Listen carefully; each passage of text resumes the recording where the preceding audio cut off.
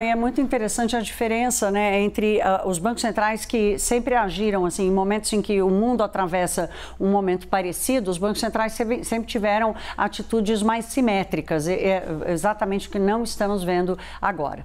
Olha, nós vamos trazer aqui temos agora uma entrevista especial, vamos conversar com Otaviano Canuto, que é membro sênior do Policy Center for the New South e ex-vice-presidente do Banco Mundial. Otaviano Canuto, que está em Washington, está nos Estados Unidos, acordou cedíssimo, porque lá o fuso horário é para trás. Então, Canuto, obrigada, meu caro, por ter acordado tão cedinho para estar conosco aqui, porque com esse tema seria muito bom contar com a sua presença e temos você aqui.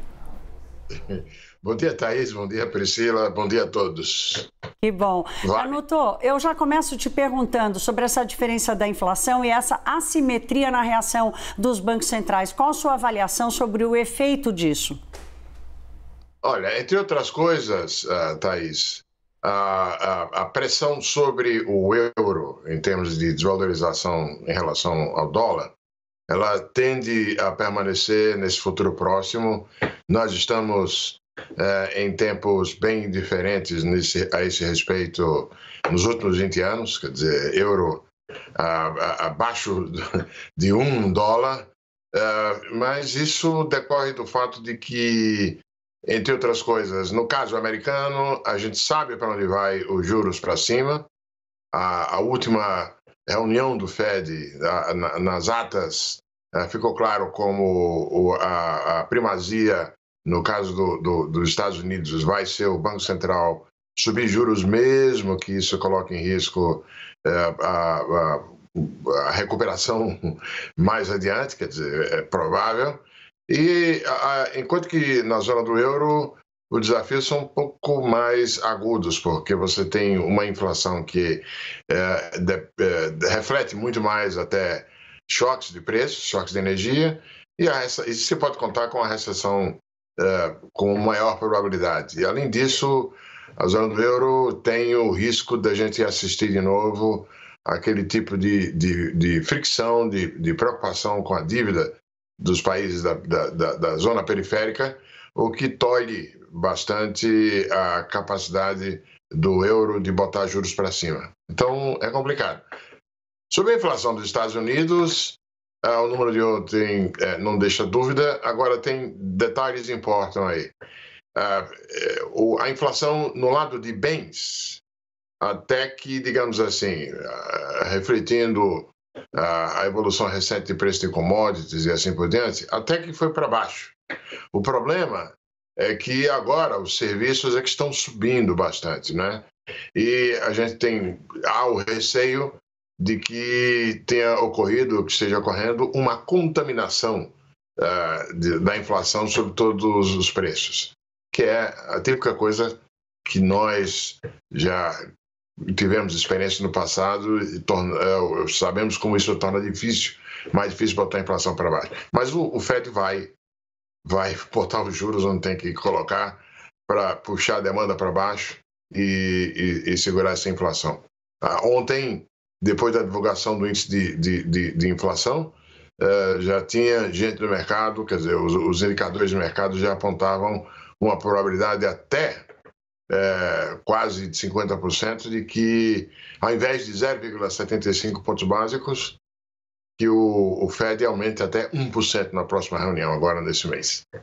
Canuto, vou pedir para você aguardar 2 segundos. Você já antecipou aqui um assunto que a gente também quer tratar, que é justamente essa paridade entre o euro e o dólar. A gente vai trazer um gráfico só para ilustrar um pouco do que o Otaviano Canuto estava falando aqui com a gente, dessa perda de valor do euro frente ao dólar. O euro já cai 12% em 2022 em relação ao dólar e agora as duas moedas então estão operando perto da estabilidade. Ontem então o euro fechou em 1,0065 dólar, então está bem pertinho durante o dia, inclusive o euro chegou a valer menos do que o dólar, ficou lá em 0,998, esses números ali muito sutis, mas que trazem uma percepção ali de mudança muito grande para a nossa economia global. Queria trazer de novo o Otaviano Canuto, então, para a gente falar sobre esse histórico, essa curva descendente muito forte aqui do euro e quais são as implicações disso para o mundo todo, né? Já tem alguns analistas que estão falando que o euro pode, inclusive, ir para 90 centavos, escravos, se a Rússia aumentar o corte de fornecimento de gás.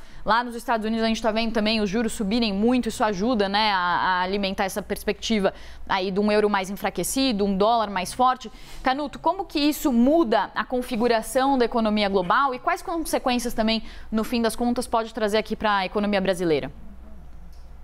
Perfeito. Olha, Patrícia, essa grande incógnita é o que vai acontecer com o gás transferido depois dessa parada para manutenção lá no gasoduto russo, né? Essa é uma espada de Damocles em cima do euro.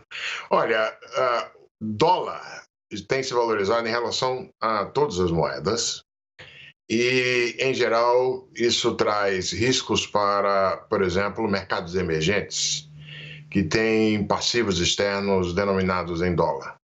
Dólar forte não é bom para devedores em dólares. E muitos emergentes têm boa parcela da sua dívida externa, dos seus passivos externos em dólares. Então, preocupa, né? Não é tanto o nosso caso, nós estamos entre aqueles emergentes que, ao longo dos últimos anos, desde 2013 para cá, que construiu reservas, que tem uma condição de conta corrente razoável, né, por conta até dos preços de commodities, mas para muita gente, no mundo dos emergentes, essa valorização do dólar é fonte de preocupação. Canuto, sobre os efeitos do Fed terem que subir os juros e provocar uma recessão ou não. Está todo mundo tentando fazer um exercício na comparação com outros momentos em que os Estados Unidos enfrentaram essa recessão e os impactos no mundo todo. Só que as variáveis hoje são muito diferentes e as premissas também, porque estamos saindo de uma pandemia. Você que tem uma larga experiência, já viveu parte dessas crises, inclusive no centro das discussões de política econômica mundial. Qual o teu diagnóstico sobre o que está acontecendo? Thaís, um detalhe importante é o seguinte, dessa vez, pelo menos, diferentemente de outros momentos no passado, até que a situação patrimonial das empresas americanas favorece. As empresas americanas aproveitaram aquela janela de março de 2020, quando a pandemia passou por uma crise financeira pesada pandêmica e o Banco Central americano, o Federal Reserve, abriu janelas e diversificou e muitas empresas americanas aproveitaram aquele momento para alongar suas dívidas com juros mais baixos. Isso, pelo menos, tira do horizonte um receio de que a subida de juros provoque choques do ponto de vista do lado empresarial, né? Por outro lado, o tamanho da dívida hoje é mais alto. Mas eu quero crer que o Banco Central americano deve terminar o ano, por enquanto, a jogar, pelo que se vê, com uma taxa básica de juros na faixa com teto em 3,5% e talvez subir um pouco acima disso no início do ano que vem. E se a inflação se comportar conforme se espera, né, sair do pico e descer, aí fazer uma pausa. As coisas estão no lugar, estão sendo feitas agora, pelo menos, o que tem que ser feito pelo Banco Central americano. Canuto, você escreveu um artigo, né, falando sobre a queda no mercado acionário, né, que o S&P está no pior patamar, na maior queda em 50 anos. Queria que você trouxesse também suas perspectivas para mercado acionário e também, não só nos Estados Unidos, mas também aqui para os emergentes, Brasil e o resto do mundo. Olha, Priscila, a queda na Bolsa americana é parte desse ajuste.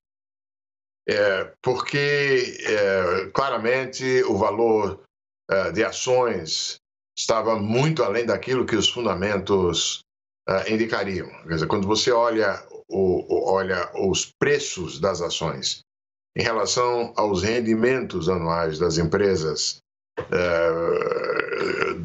cuja ação estava lá em cima, os números eram exageradamente valorizados. Isso refletia os juros muito baixos e assim por diante. Você pega as empresas de tecnologia, elas, o mercado espera que elas, isso aqui vai certamente me dar rendimentos elevados no 15, 20 anos e assim por diante. Então, se os juros estão baixos, eu quero comprar esse papel e botar na minha carteira. Quando os juros sobem, aí os agentes passam a descontar com uma taxa mais alta esses rendimentos que se espera lá para o futuro, e aí o preço desaba. Isso é parte do ajuste. Isso vai ter um efeito de riqueza, ou seja, vai ajudar na queda da demanda agregada, que é o objetivo da política monetária restritiva. Eu ficaria preocupado se no lado não acionário, mas se no lado de dívida, as empresas americanas estivessem com um forte grau de endividamento e, portanto, de vulnerabilidade em relação à subida de juros. Faz parte. No caso de Brasil, os determinantes são de outra natureza, não é? Nós dependemos muito da evolução de preço de commodities, evidentemente, por conta do peso de empresas que operam com commodities na Bolsa Brasileira e em grande medida, a evolução desses preços aí no Brasil vai refletir as perspectivas. Nós tivemos um período extraordinário de choque de preço de commodities, né? Agora é ver. Obrigada, Canuto. Conversamos com o Otaviano Canuto, que é membro sênior do Policy Center for the New South, ex-vice-presidente do Banco Mundial. Obrigada por ter madrugado, literalmente, ter feito companhia para a gente aqui. Foi ótimo te ouvir. Boa quinta-feira. Um abraço para vocês todos.